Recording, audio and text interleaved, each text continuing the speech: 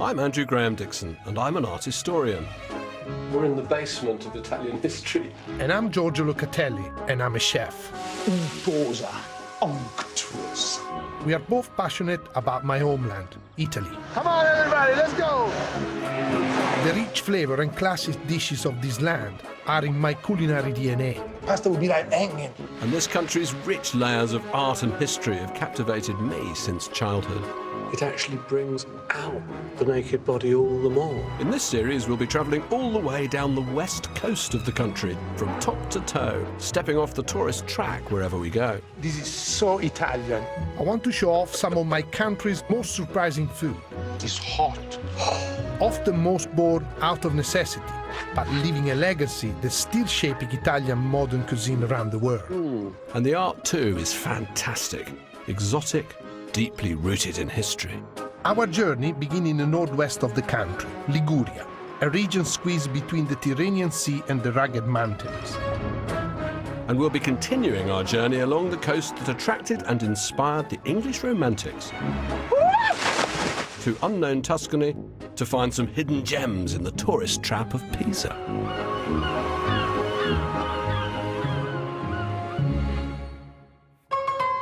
Our first stop is Liguria's capital, Genova, once one of Italy's great maritime republics. Genova is still the most important port in Italy, but too often people arrive here only to leave again immediately. But they're missing out on a place with a truly fascinating history. In the Middle Ages, Genoa was a maritime superpower, with trading links across the Mediterranean. Genova is a city of huge contrast. Grand palaces are squeezed within a warren of medieval alleyways.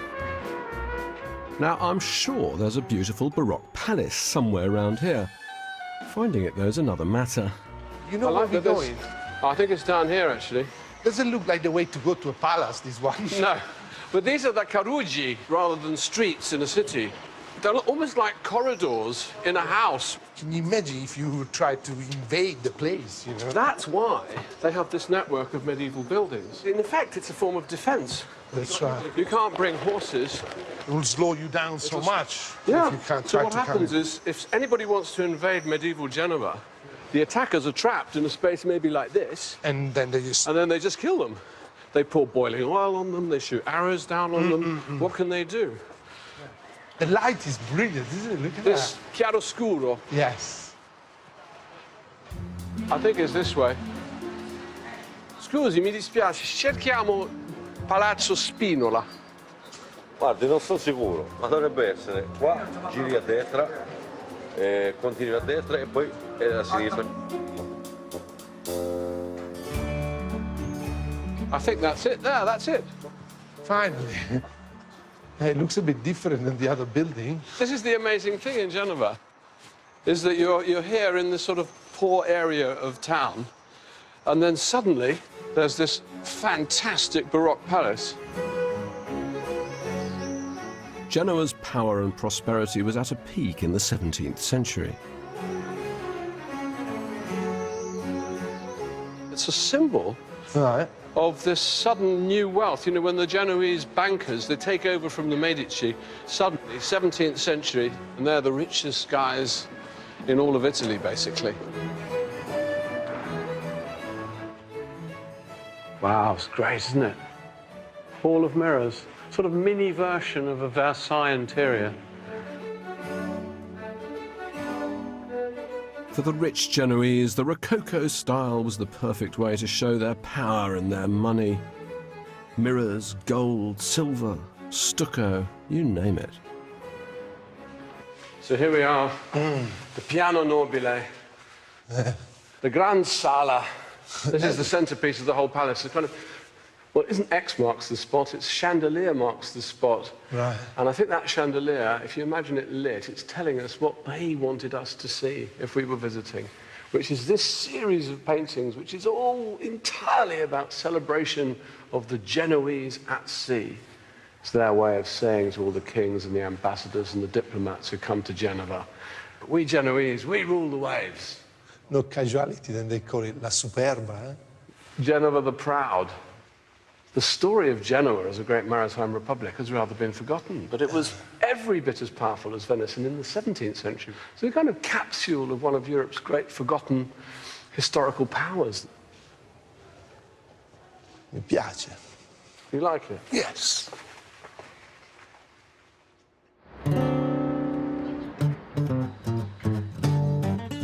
There's one more palazzo we need to seek out. It's got a beautiful art collection, including one painting I particularly want Giorgio to see. But first, I want to give Andrew a real taste of Genova, where the main ingredient is chickpeas.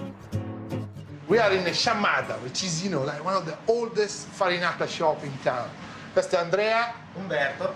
We're going to make farinata. Okay, look, he's going to put some olive oil, which is, obviously local olive oil.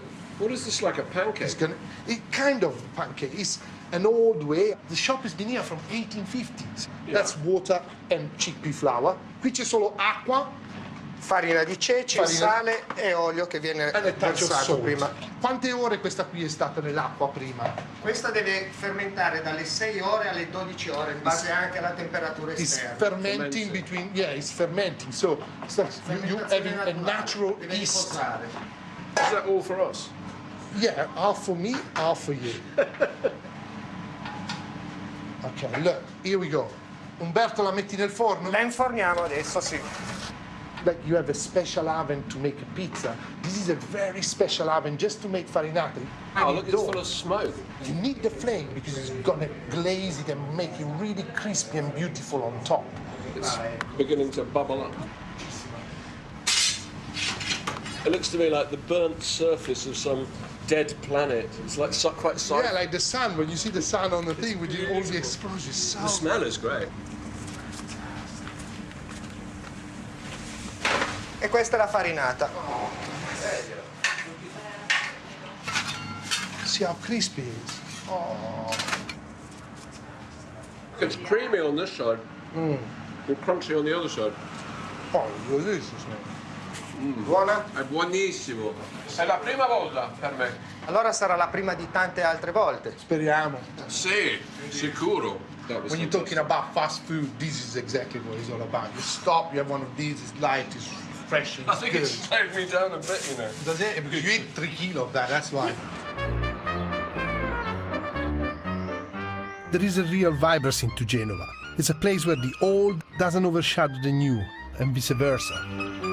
And the old can be pretty special, as you can see at our last destination, the Palazzo Rosso.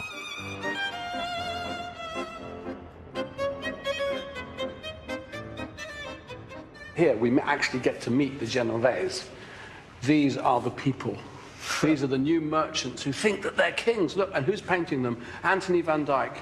This is Anton Giulio Brignole Sale, a young member of the dynasty, and his wife. But look how he's had himself painted. Definitely look like somebody who just achieved something. And he's sitting on a horse, which is a huge, bold symbol, because in the past you would only ever depict the king on top of the horse. Right. And the horse symbolizes the people, symbolizes the nation that the king controls and rules. So this guy is saying to the world, well, I'm only a Genoese merchant, I'm sort of a king. One of the things that's quite interesting is that they're actually quite muted. The colors are low. The expressions are quite reserved. They've got that sort of Genovese reserve. They're not going, ha-ha, look at me. That's right, yeah. Well, then it looks like two different paintings. Like, look at the bottom, it's not even really well finished, is it? Well, this is Van Dyck's sprezzatura, but you're right. It's like the famous sketchiness of his handling. He would paint really quickly, but he's painted this so quickly that you can actually see through the horse's leg. It's almost a sketch down here. Maybe because it was last year he was in Genova, he finished it quickly. This is to cash up before he left. Catch up.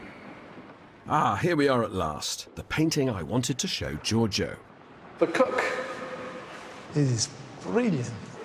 This is one of these paintings that shows the engine room of the palace. There's this new, well, it just happens in the 1620s. They suddenly developed this taste for having paintings of ordinary people, such as their own cooks, their own servants. So we've had the upstairs, and this is the downstairs.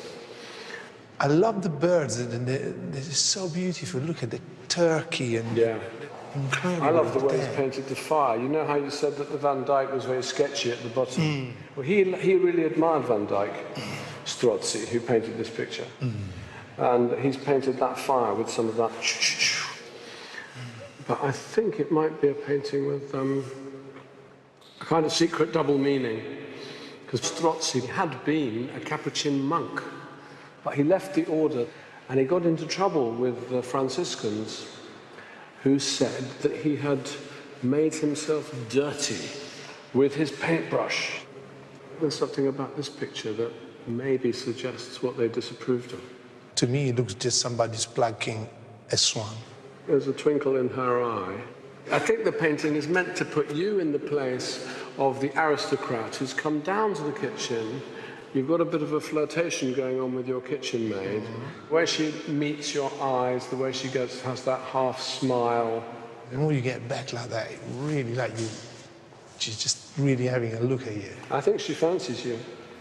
Come on.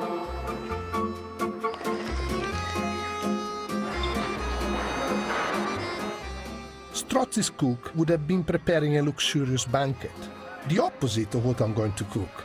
A dish without any pretensions, it's classless.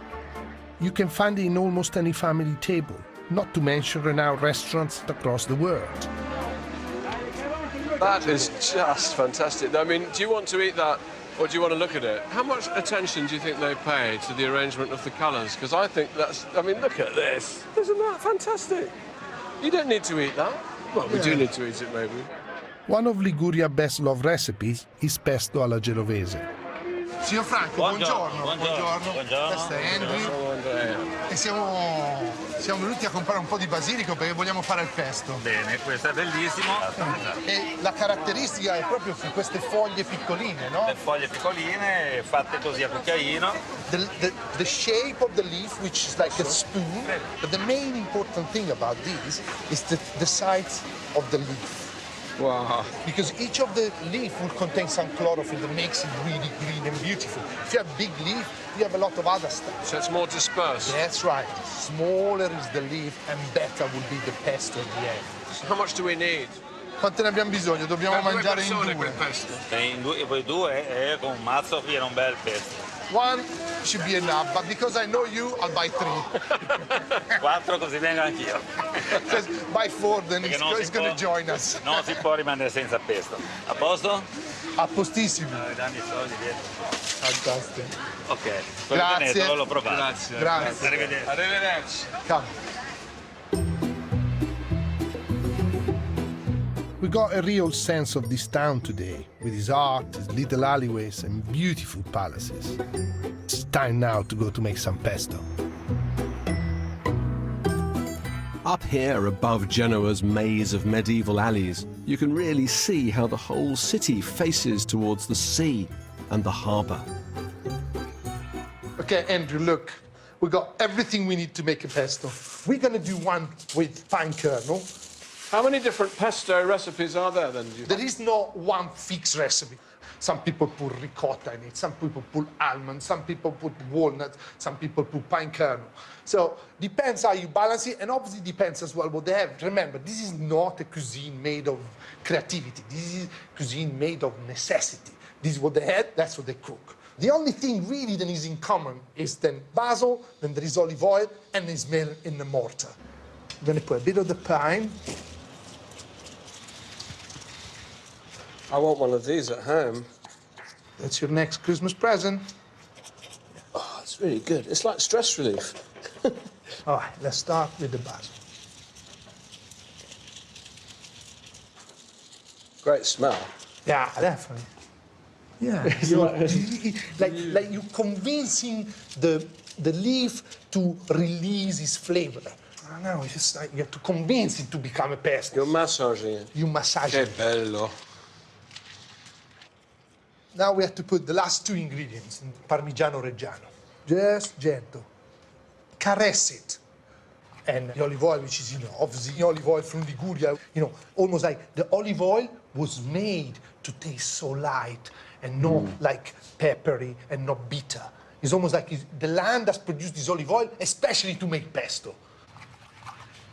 Okay, I'm happy with that. Go on, taste it.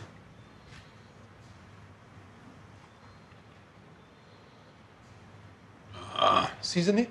No. Good? No, it's Fantastic. perfect. All that fresh green But you will growth, see as isn't well how the actually pesto, because it's been break like that, it will actually attach itself to the pasta. It will hang on the pasta kind of thing. The pasta will be like hanging, you know, will be dirty of these things when you're eating it.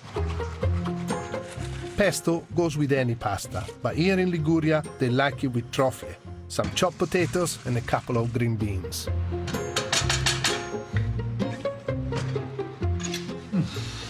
We are ready.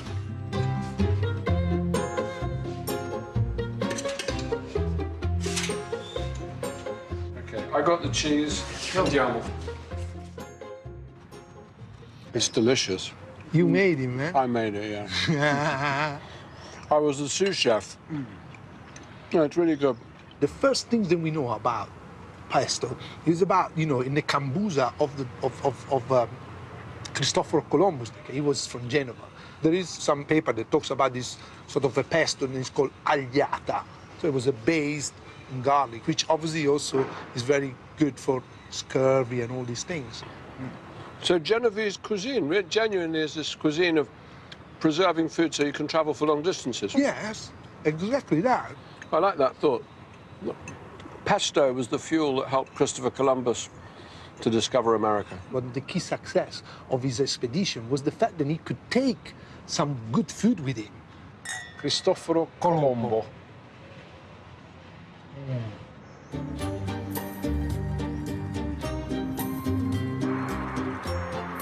It's time to say farewell to old Genoa and its port. But what better way to do that than a drive that offers one last glimpse of the city from on high? This extraordinary elevated road that runs right through the middle of ancient Genova. I love it. It makes the city into a kind of drive-through experience. You cross palaces at the level of the Piano Nobile and you pass straight directly beside San Giorgio, 16th century frescoes of St. George. killing the dragon. You see, there's a guy having a shower in there. And I think it also expresses the determination of the Genovese not to turn their city into a museum. That's right. Before we head for the wilds of Liguria, we're going to stop off to see some of the best 19th century realist sculptures in Italy. They're housed not in an art gallery, but a cemetery, Staglieno. Traditionally, ornate tombs were the preserve of wealthy aristocrats, but the prosperity of the Industrial Revolution changed all that. Finally, ordinary working people could afford them too, and they wanted to be immortalized down to the finest detail. Ah, look at this. Wow. Absolutely amazing, isn't it? What I love about it is this sort of combination of total realism and the sort of idealism. That lady could have stepped straight out of a 19th century ballroom and she's being whooshed up to heaven by an angel. Sort of beacons to the beyond. Oh, this is brilliant. Look at that. And then you got moustache. Giovanni Ratto. He's wonderful. Yeah. And his clothes.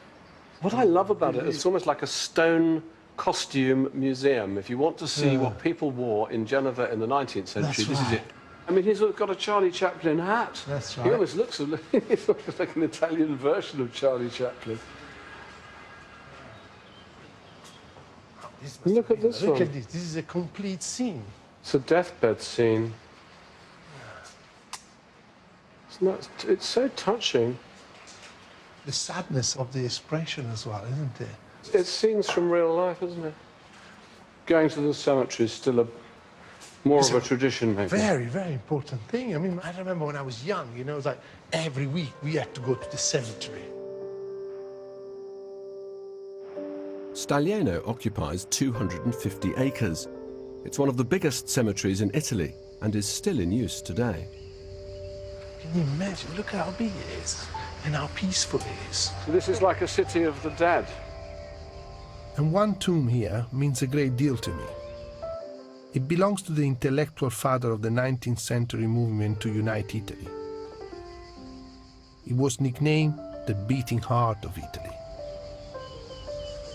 I wanted to come here. I've never been here to visit these tombs. There's the tomb of Giuseppe Mazzini. This guy was so important because he believed on Italy be united. His idea of this egalitarian state as a republic. Mazzini was a real free thinker. When he made this revolutionarist movement in Italy, he was caught and then, he was sent in exile. So he decided to come to London. Was he a friend of Karl Marx? He used to hang around with Karl Marx. He used to hang around with Dickens. He hung around with a lot of, the intelligentsia of the moment. They used to pay him to go and talk. Apparently, he was an avid drinker of coffee as well. His funeral was attended by 100,000 people. Can you imagine 100,000 people around here? Yeah. Incredible. So is he one of your heroes? Definitely. Mazzini was a real believer in democracy, and he spent his life promoting it in Italy and across Europe. The 19th century was a period of turmoil, involving both questions of national identity and man's relationship with nature. The English Romantic poets loved the rocky Ligurian coastline to the south of Genoa, called the Cinque Terre, and came here often from the 1820s.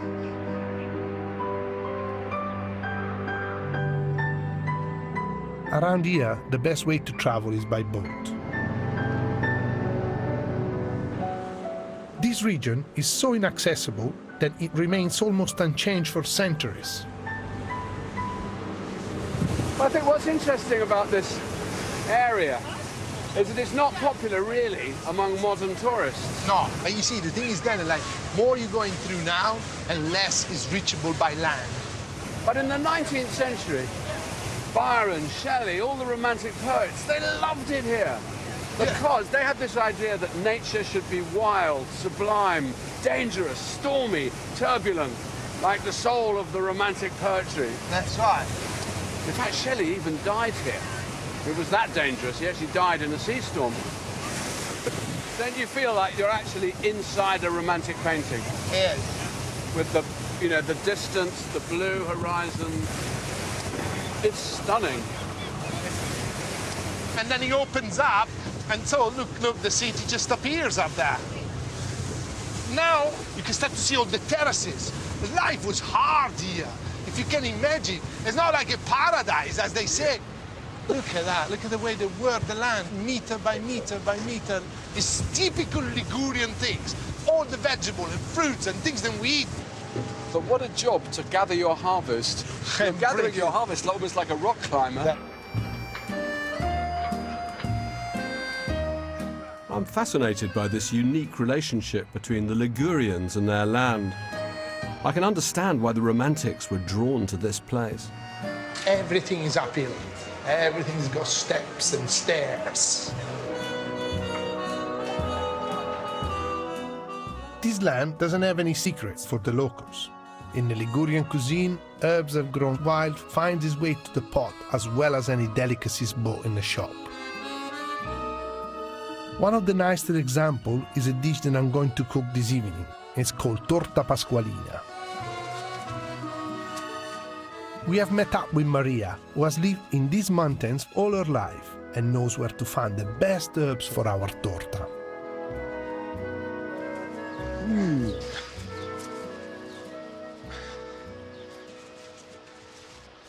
Queste sono proprio le terrazze liguri, eh? Sì, eh? E cos'altro c'è qua?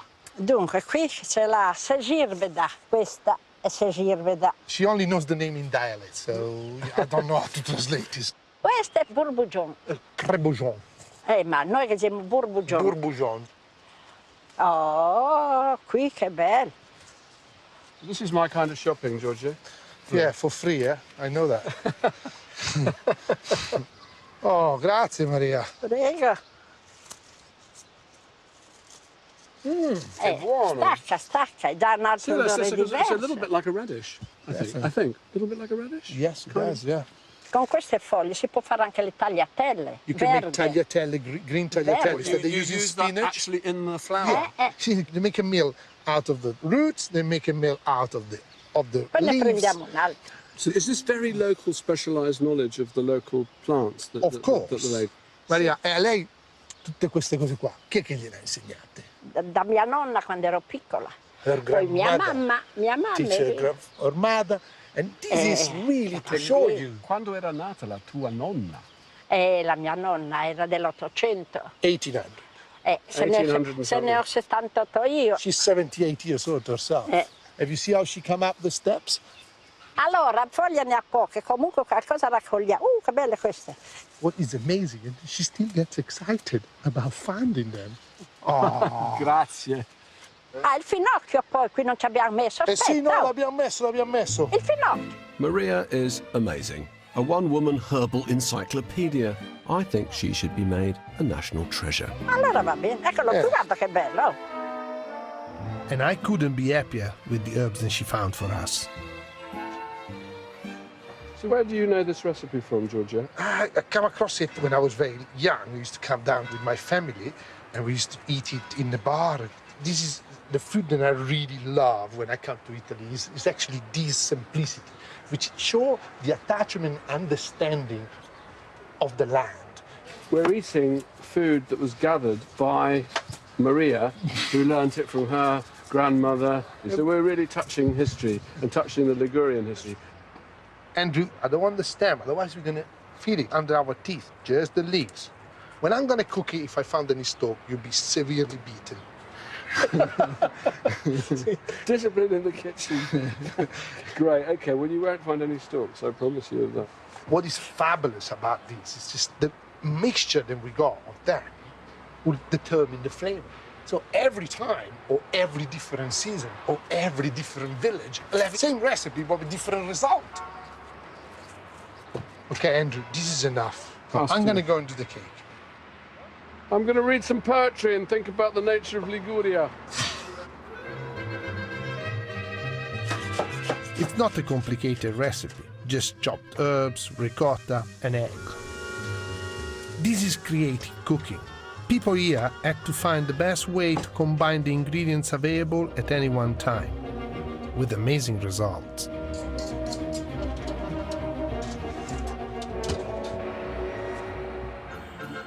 Hey, Giorgio! Andrew! Everyone on the other terraces has started to eat. Okay, I'll bring you something. I got something for you special.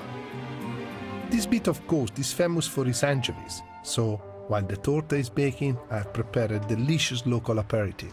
Aha. Wow, we could not come to Liguria and not eat some of these beautiful Wow. acciughe. Wow. Look, two different recipes. These are boiled in a court bouillon, which has got lemon and orange in it. These one are raw and are marinated just with onions and lemon juice, and then some oregano. These look great. Do I eat it with the knife and fork? In or- reality, you should eat them with your hands because this is the kind of thing that you will have, you know, if you go to a bar, you order an aperitif for something before your dinner. They don't bring you crisps and Those nuts. are delicious. Isn't they? So this is the Just raw like one. that. This is Ligurian sushi.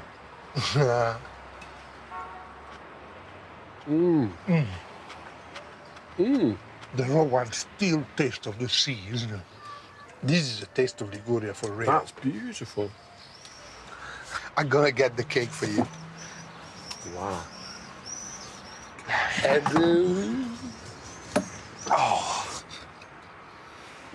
The smell. As soon as you cut it, the smell that comes up. what does it smell It of? smells of Liguria, well, it smells no? very, yes, it smells of herbs. It smells of herbs. Oh, I'm really happy with that. That is fantastic. It's like eating a chunk of the landscape. It even looks like a chunk of the landscape. It's got wonderful, fresh, and I like the way it's sort of portable. We Yeah. can carry that around. We'll put it in the boot of the car. Can you imagine some guys who went out at sea I'll take a little piece of that to remind him of the land. And this is a portable piece of Liguria. That's exactly, I guess, that it reminds him of the land. It's lovely. Fantastic. Oh, I'm so glad that you like it. I'll tell you what, you've done all the work, so I'm going to read you a poem. This is written by Shelley as he was looking out across a scene just like this, here on the Ligurian coast. I sat and saw the vessels glide over the ocean bright and wide, like spirit-winged chariots sent some serenest element. And the wind that winged their flight from the land came fresh and light, and the scent of winged flowers and the coolness of the hours of dew and sweet warmth left by day were scattered o'er the twinkling bay. Isn't that beautiful? Fantastic.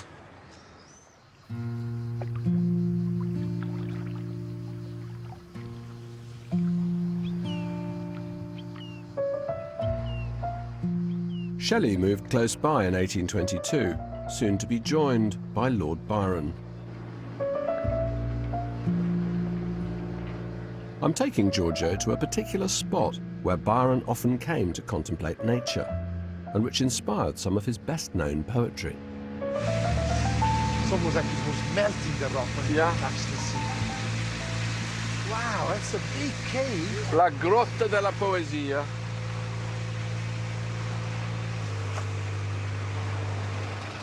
I think one something that's really interesting that coming here has made me kind of doubly realise is that when the Romantics came to Liguria, they were really the first generation of English tourists who came not to see a church, not to see the Colosseum, not to see the monuments of antiquity, but to try to touch raw, real, untamed nature. So Byron would prefer the monumentality of this cave. He was more interested in that than he was to see the great temples of the classical past. So practically what you say is that they are the first people who went out on what we call holidays. In the modern sense. Yeah, in the modern sense, to sort of picking up what real the life is on the place, what are the real flavor, the real taste, and the real tradition of the people that they went to visit. They were sick of civilization, sophistication, powdered wigs. In a sense, it's the beginning of the idea of getting away from it all. Something that somehow feels more simple, more pure, more true. I mean, this must be the craggiest, most hostile, most wild bit of the entire Ligurian coastline. And it's exactly here that Byron used to swim. It's pretty awe-inspiring. And there's only one way truly to share Byron's experience. Allora, Giorgio. Yeah. 1, 2, 3.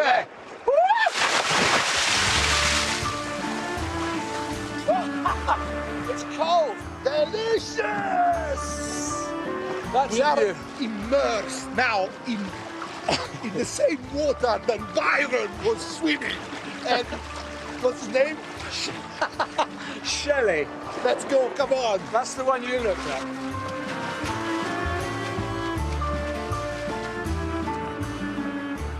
By the time he came to Liguria, Byron was already famous for his swimming. In fact, he once told a friend that he was prouder of his long-distance swimming exploits than he was of his poetry.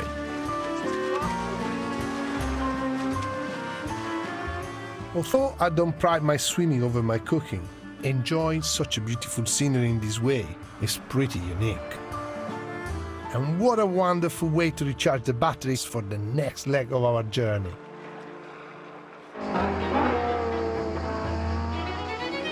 We're halfway to Pisa, and just across the border into Tuscany are the quarries of Carrara, source of one of the materials which made the Renaissance possible. Beneath the dramatic landscape, all these hills are made of marble. For me, this is one of nature's grandest cathedrals. Ah, look at this. Fantastic. I've never been this close. This is the birthplace of the Italian Renaissance, because the Italian Renaissance begins with sculpture, and all the great sculpture was made with marble from Carrara. We're really going up and up. When Michelangelo was going to carve the tomb of Julius II, he spent 9 months up in these mountains. Doing what? Getting his own marble. I mean, nowadays artists don't even carve their marble.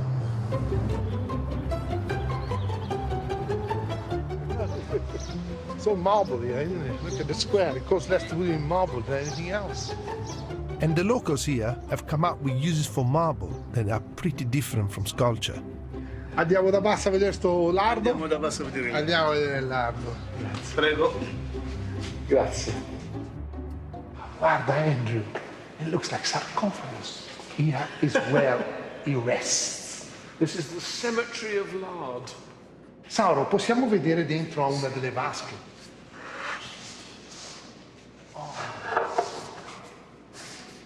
Oh, Wow, so what's inside there? Lots of cups of lard. that's lots of cuts of lard mixed with the herbs, the salt. Quanto sta nel sale? Minimo 6 mesi. At least 6 months. This the smell is Posso? Prego. It's amazing. It smells very sweet. It's a little bit like prosciutto, but it's different. You can really smell the rosemary, can't you? the rosemary, the garlic, and the salt. And then his secret recipe of spice. Qui ci sono 15 specie di spezie. 15 types of spices. Posso? Sì, sì. It smells very exotic. It smells to me like the bazaars of Morocco. I feel like I'm almost in Tangier, you know? Perché è importante questo marmo? Perché il marmo che trasuda regge forte la salamoia. The Non marble, fa traspirare troppo the marble l'uscita del colore. on top of keeping the coolness and the right temperature, because you must think that this is a produce that comes before refrigeration. And then, you know, there is this sort of like transpiration that he has. It breathes, the marble breathes. Exactly. Io ho una questione molto importante Dai. per te. C'è un pezzo che possiamo mangiare.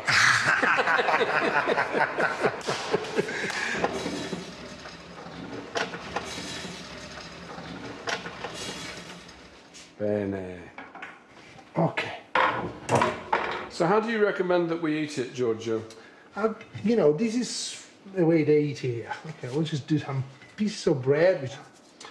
Okay, so some put a little bit of onions, and then So nothing too complicated. no, because the flavor is already there. You got all the spice.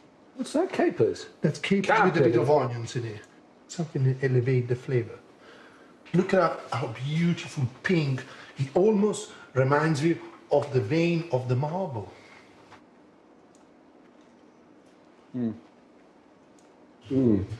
Bizarrely, it reminds me a little bit of eating gravid lax, or sometimes That's smoked right. salmon, That's when right. with a bit of raw onion and some capers, except here it's smoked pig fat. You are now tasting like the territory. Real. We have arrived now in Tuscany for real. Yeah, it's true, it's beautiful. That's what I like about this place. It's like everything is white. The walls are white. Even in here, everything's white. Outside it's white. We're eating white. Now I want Giorgio to see one of my favourite sculptures made from Carrara's pure white marble. It's in the little town of Pistoia. Sandwiched between Pisa and Florence is an easy mistake to miss Little Pistoia, between those two colossus of tourism.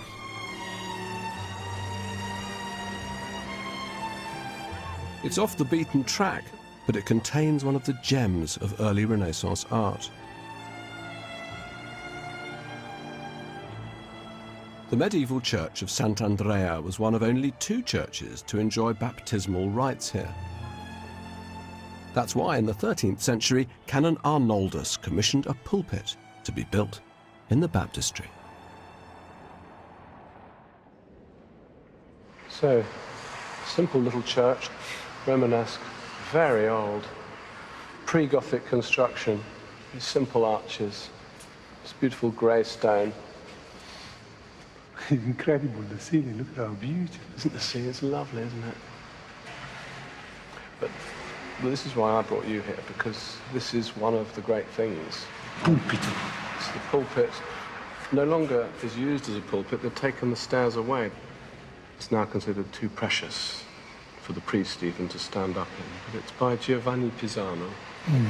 Most tourists who come to Tuscany, you know, they've heard of Giotto, they've heard of Duccio, but they haven't heard of Pisano. And in fact, he and the work of his father, they actually come before Giotto and Duccio. They're doing this. Inspired them. Well, they deeply inspired them, and particularly Giotto. If you look at the frescoes in the Arena Chapel, the figures look as though they've been carved from stone and then painted. Like It's here. incredible from underneath, Andrew. This is the Massacre of the Innocents. So complicated and so... It's cut from a single piece of marble. Just think how complicated it is to do that. And the perspective is incredible. It is very emotional. Look at the weeping women down there. The expression is like incredible. The Last Judgment. Look at the devil down there. He's eating the man. He's got his arms in his mouth. That's what happens to cooks when they go to hell. To bad cooks. To bad cooks. It's interesting, the choice of subjects. They make the maximum drama, the maximum suffering. I mean, it might be white marble, but you can still sense the blood. Yeah, drenched with it. This is practical art. I mean, It's a message, a strong message that the people down here has to get. Not only tell a story, but it's here to make them cry. It's a machine for making you believe in God. This pulpit, really, that's what it is. The sculptors are the first artists really to tell the stories of Christ in this vivid way that will feed into the whole Renaissance. There's so many things that become part of Italian art. This is where they are invented by this man, Giovanni Pisano, who really does deserve to be more famous. You could look at the pulpit 1,000 times and still find new things to see. Pistoia definitely took me by surprise. I think that if it was in any other region, it would have been invaded by tourists, like our next destination. So, Pisa, here we come. Another great maritime power. I think we're on an alternative version of the Grand Tour. You know, the aristocrats of the past, the English aristocracy used to go to Rome, Florence, Venice, but we're doing something different. The Tyrrhenian side of Italy has a power, much more powerful than it was in the other side. You know, in the other side, on the Adriatic side, you only had Venice. Here, you had Pisa and you had Genova. So this area was much more open for business, you know? It's funny how it's fallen out of fashion. Pisa seems to me to have the reputation among tourists of a place you only go to for the day, or maybe even just for the morning. You go and see the Leaning Tower of Pisa, have a pizza, and leave. And I think that's unfair. I think Pisa's more than that.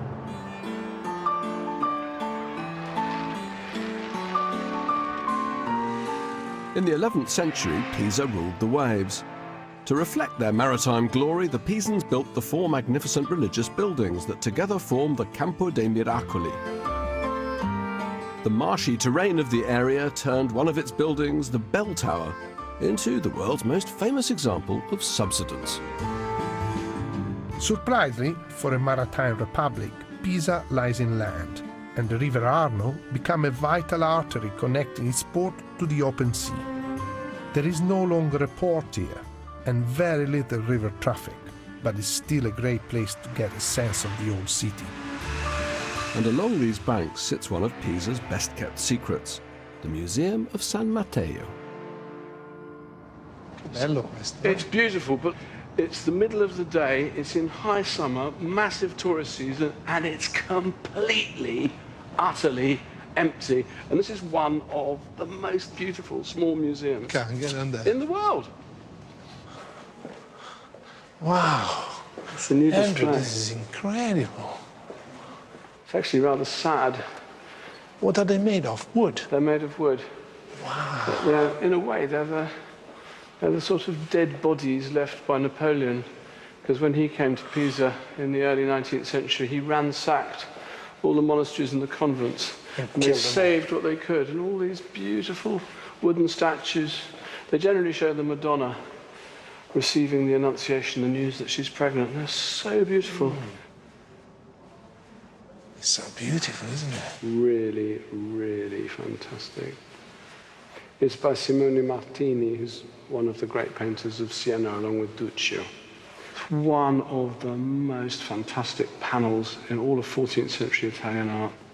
The jewel looks like it's shining. But I think they're actually real pieces of glass. Oh, right, that's why. I also think it's an object that reminds us how rich they were in Pisa when the city was at its height as a maritime power. Look at the gold leaf on that. Look at the use of lapis lazuli. I mean, it's not just a beautiful painting, it's a huge status symbol. But what I really came here to see were these works of art. It's a really exceptional room, this one. It is incredible. Exceptional. For me, it's one of the most affecting rooms in any of Italy's pinacoteche, public museums. You can travel through history to see how the crucifixion changed in Pisan art and in Italian art, and it's a huge change. It's one of the great changes in Western art that takes place here. Right. Because here we've got, this is the 12th century, so the 1100s, and this is what we call the Christus Triumphans, Christ triumphant on the cross. Comfortable. Comfortable. He's triumphing over death. His anatomy, relatively unscathed. He doesn't look tormented, troubled. Now here, this is the great shift. Here we now have what I think of as the very, very beginning of the Renaissance. Christ is a real man, feeling real pain. His body's bleeding. His face is full of pain and sadness. And if we keep coming round, this is by Giunta Pisano. The body is kind of like contorted in the pain and the blood is spilling down. So without a shadow, much more pain and... There's that sense almost of desperation. This is the moment when art begins to bleed. more human. More human, yes. That's right. So you can see yourself in there. You can see yourself. And I think the whole of the rest of the Renaissance, with its ideal of realism, making it real, making you feel like you're there, that's where, I think this is where it comes from.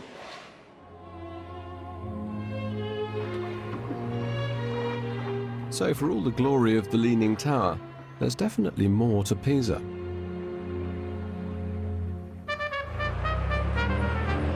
Nowadays, Pisa is more of a tourist attraction than a sea power.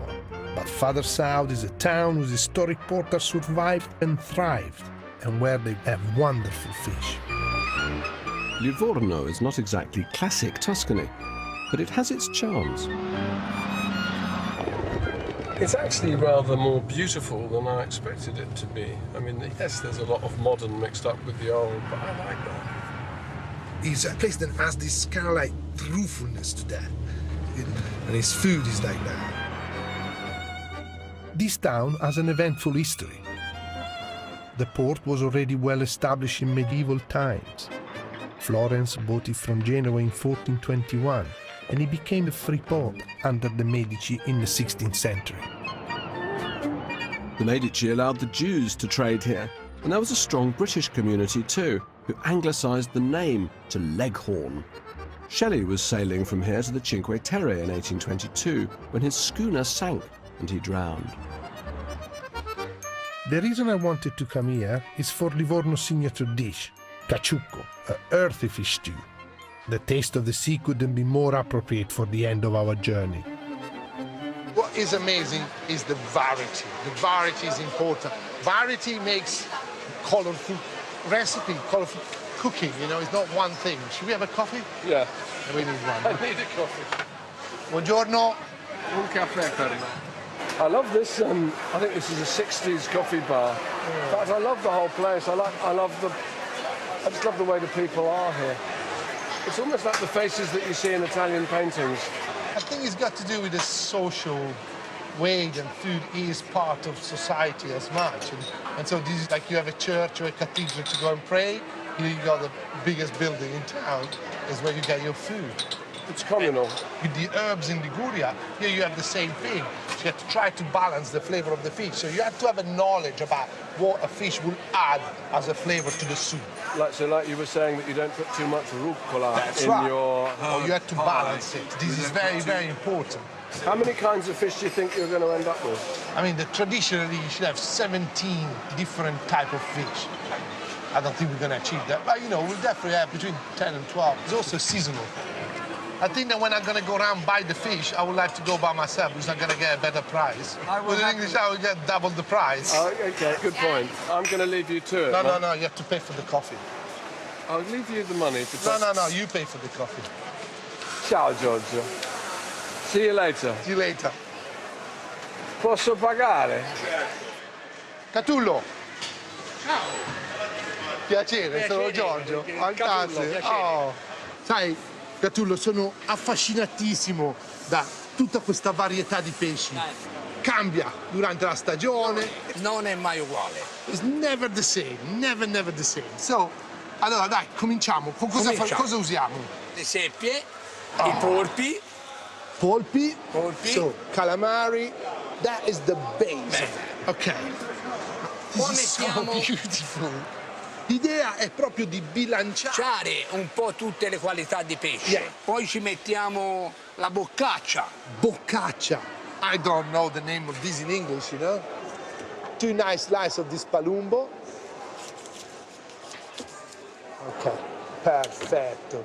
These are all fish that gets thrown away in England, you know? This never makes it to the market. We don't kind of have the culture of using something like that to make in a soup, which is incredible. E la pescatrice. La pescatrice ci voleva, guarda che bella. Bellissima. Allora, fa vedere. Oh, look at that. This doesn't need to be cooked. It's so beautiful. Grazie. Grazie di tutto. Arrivederci. Arrivederci. Such a fresh fish is a real treat, and I can't wait to see what it tastes like.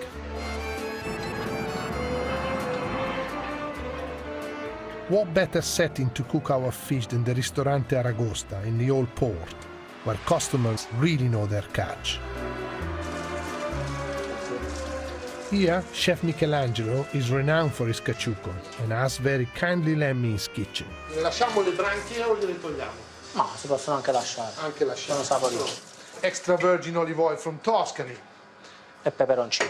Caciucco è un piatto piccante, eh? Quanto ce ne metto? Un cucchiaino, va. Facciamo un soffritto leggerissimo. Vai. This is the octopus. This is the octopus, calamari and sepia. This is the only fish soup that goes with red wine. Oh, Okay, so that's why you justify as well the chili in it. The chili and the red wine will work together with you. Dimmi quanto basta. Basta, eh. Tomato. Un altro po', vai. He wants it really red. What's the next stage, Giorgio? The next stage is to use some of the fish, the stock, and we just bring it up to boil. Then we'll have to really cook it at least 40 minutes. The octopus, calamari, everything would be so like it would be breaking in your mouth. Really well done.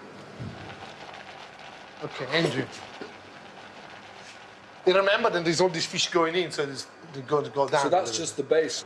Fattiamo dei pesci a polpa più dura. Okay. And so they go in whole. Yeah. And how long does all that cook for then? 5 minuti. 5 minutes, no more than 5 minutes. Yes. Solo 5. Okay, this is the most important bits. Got some garlic, we got some. So you rub toasted bread with garlic and put that as the I base? put that as the base.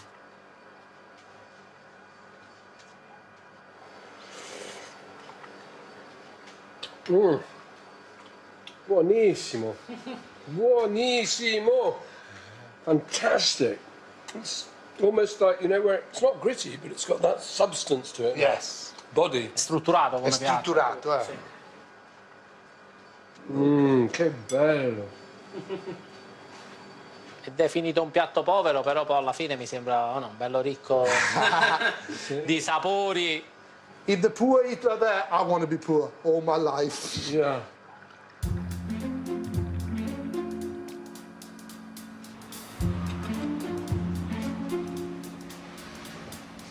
Eccoci qua, finalmente. Caciucco is always made in large quantities, so it only seems fair to enjoy it in the company of the restaurant staff. Buon appetito. Buon appetito. What happens now? You just attack it. Ladies first.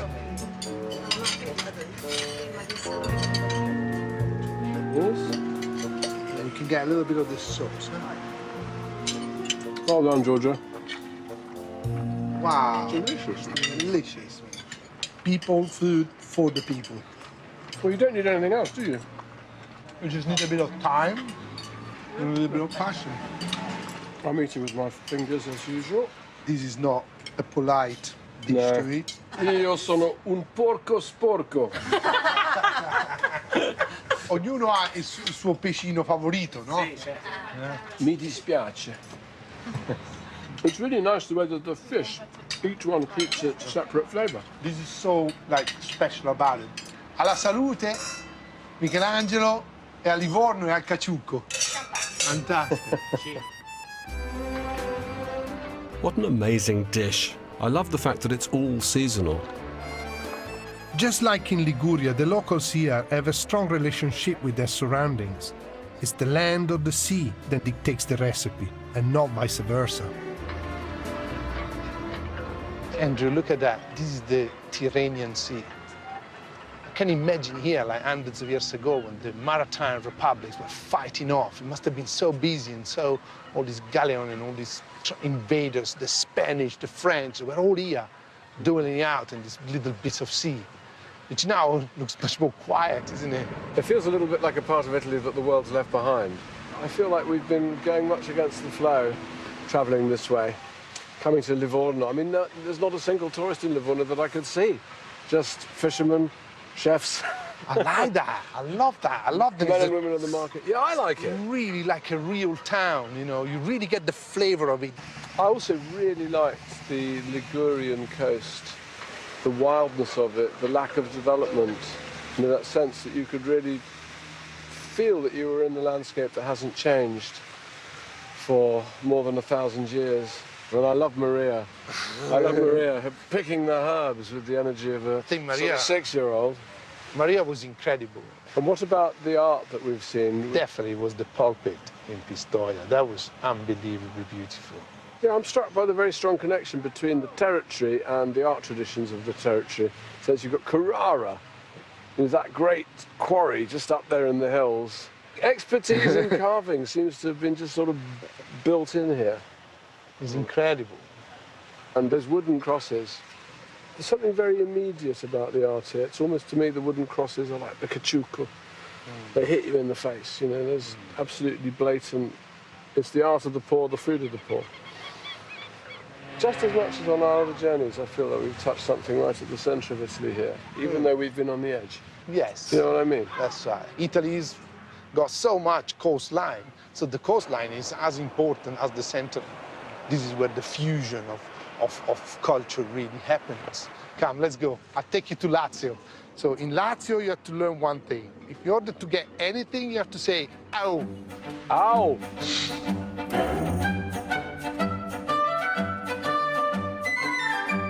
And you can see that next stop on their tour at the same time next Friday. Next tonight on BBC Two, it's all in the worst possible taste as Sue Perkins and Reginald D. Hunter talk kitsch with Stephen Fry and QI.